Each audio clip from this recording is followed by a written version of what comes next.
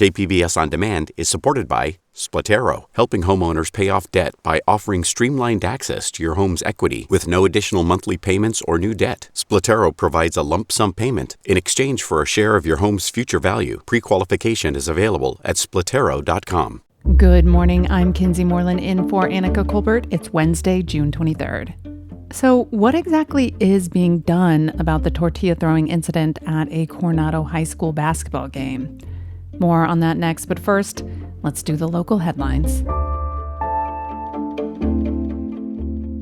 So how about a side of COVID vaccine with your burger? All this week, 8 local McDonald's are hosting pop-up COVID-19 vaccination sites throughout San Diego County. And as an extra incentive, McDonald's is giving everyone who gets a vaccine a coupon for one free menu item. San Diego County's COVID-19 vaccination rate is now at 86%, but the county is still looking for more ways, like experimenting with different vaccine pop-up sites like this one, to get vaccines to more people.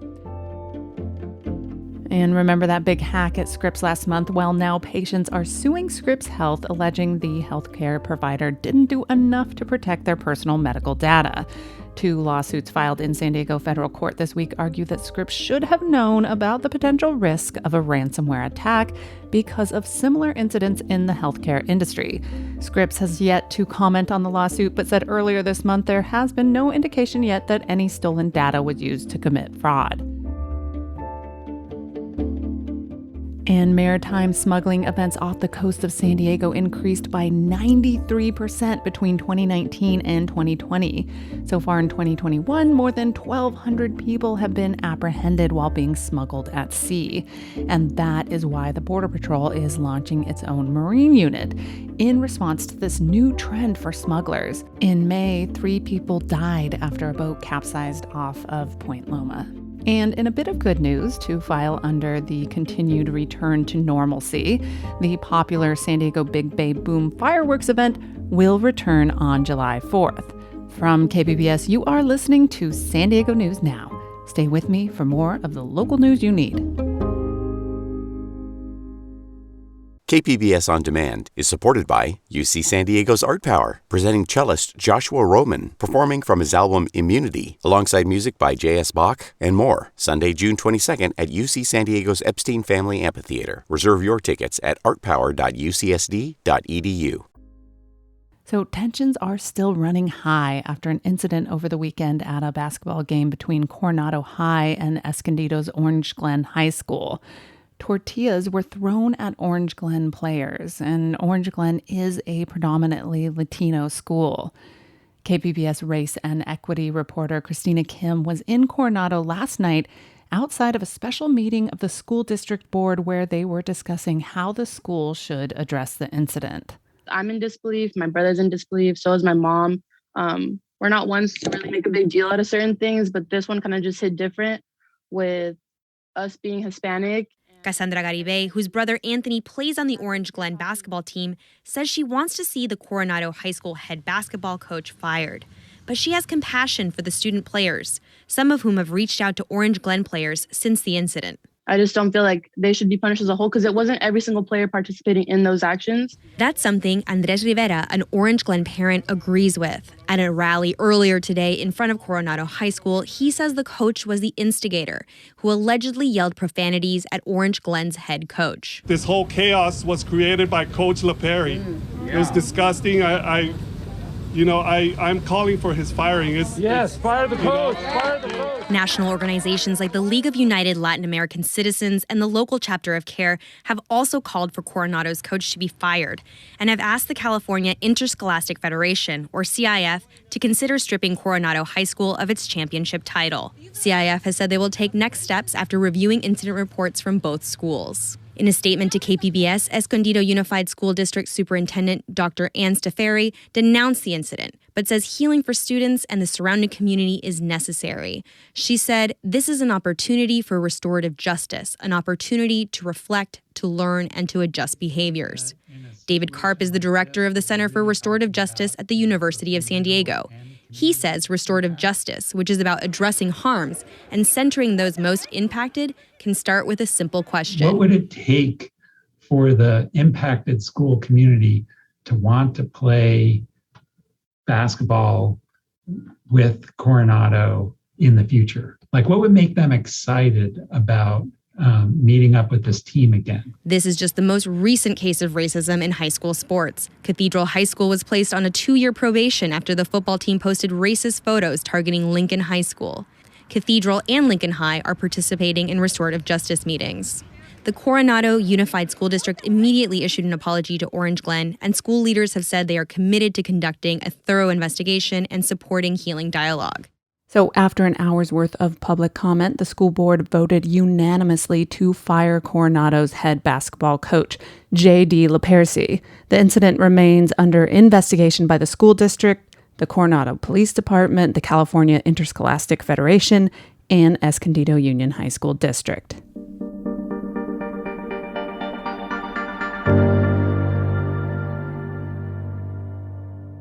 Young people across California are calling on the state to do more to prevent their families from being evicted.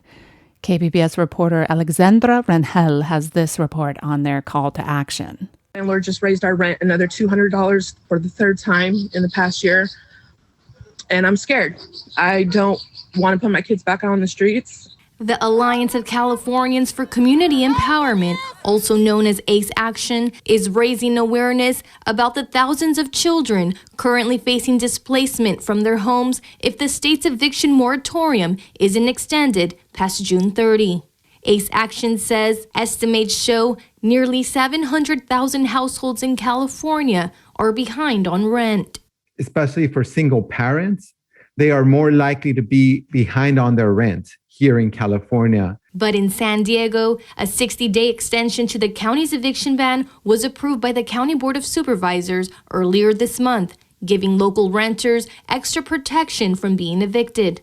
Francisco Dueñas, executive director for Housing Now, says families with children are most at risk. And for young people in particular, the impacts of an eviction are very real and long-lasting. Alejandra Mendoza just graduated from Mar Vista High School in Imperial Beach. All I could think about was, what if we're going to be homeless, or what am I going to do? I felt like I needed to be the support system for my family. While most seniors are able to enjoy and celebrate their final year in high school, Mendoza and her family have been facing eviction throughout the pandemic. We have been through 3 eviction notices, from 3 different landlords. Fortunately, we have fought 2 of them with the help of ACE. As state leaders debate extending the eviction moratorium, youth across the state are urging the governor to extend the moratorium and improve the state's rental assistance programs to make it easier for families to apply. These are people's lives at stake. And that in itself should frustrate everyone. And coming up, preserving a slice of habitat in San Diego County. We're going to take a look at protected North County habitat after a quick break. KPBS On Demand is supported by Latino Legacy Foundation, presenting their Storyteller series, Reach for the Stars with Ellen Ochoa, the first Latina astronaut. Welcome Serenade by the all-female mariachi Amapolas, Sunday, June 29th. More at latinolegacyfoundation.org. A little slice of classic Southern California habitat is getting long-term protection in San Diego's North County. KPBS environment reporter Eric Anderson says the Escondido Creek Conservancy has wrangled more than $2 million to buy 79 acres of hilly land. People walking in this hilly, undeveloped pocket of land might catch a whiff of sage or mint. Short, stubby flowers reach skyward from rock-hard earth that's been dried out by the sun. Golden grasses catch the wind, and off in the distance a bird or two makes its presence known. This pocket habitat sits pretty close to home sites, trying to take advantage of nearby lofty views. As everyone knows, lots of development, lots of human activity in Southern California. Leonard Whitwer's hat shades his eyes from the early morning sun. He's the Escondido Creek Conservancy's board president. There are patches of what California was, and this is one of them, and we're trying to preserve those, both for the wildlife but also for the human residents. This patch of what was is idyllic habitat for the endangered California gnatcatcher. The tiny bird forages for insects in the low-lying shrubs. Gnatcatchers raise their young in nests just a few inches off the ground, but those nests are tucked inside dense shrubbery. It's the bird's presence that helps make this preserve possible. The money that purchased this property came largely from the state of California, the Wildlife Conservation Board, and the federal government through the Endangered Species Act. So as a society, we've decided to set money aside to conserve land like this. Overall, the Escondido Creek Conservancy has helped buy and protect roughly 7,000 acres of wild habitat in the creek's watershed.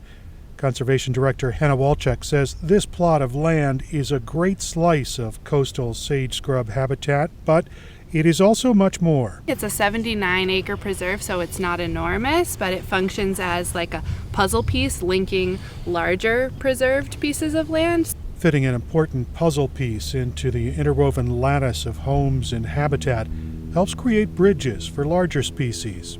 It is a piece that will facilitate a connection between thousands of acres of open space in the city of Carlsbad and thousands of acres of open space along Escondido Creek in the county of San Diego. Mountain lions, bobcats, and coyotes all require room to roam, hunt, and breed.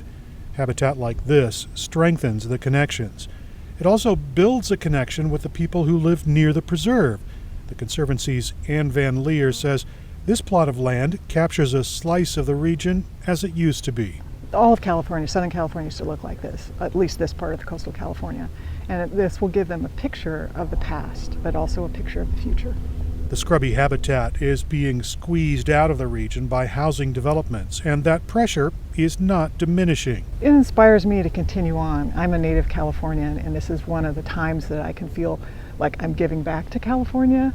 And, sorry, I didn't know that would make me feel emotional. This is a place that's very special. Southern California is very special to me.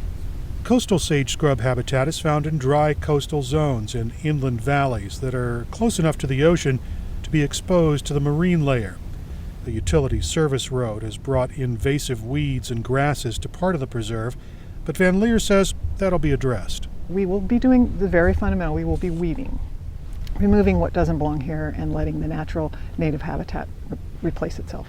Cleaning up this preserve is an immediate priority for the Conservancy. Adding to the collection of preserved lands and teaching people the importance of natural habitat is part of the Conservancy's long-term agenda.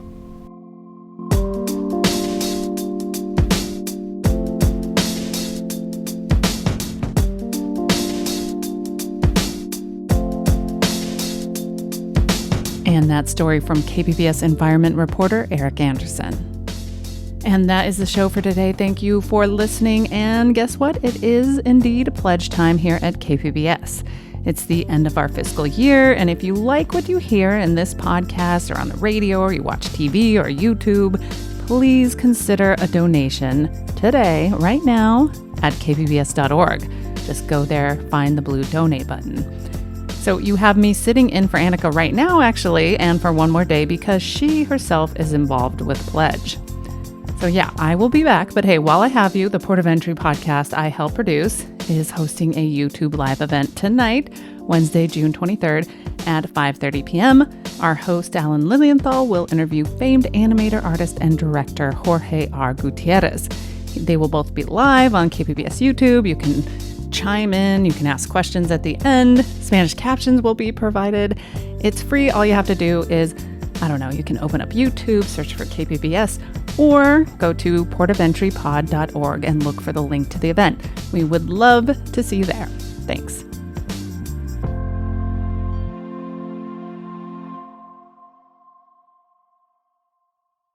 KPBS On Demand is supported by UC San Diego's Art Power, presenting cellist Joshua Roman, performing from his album Immunity, alongside music by J.S. Bach and more, Sunday, June 22nd at UC San Diego's Epstein Family Amphitheater. Reserve your tickets at artpower.ucsd.edu.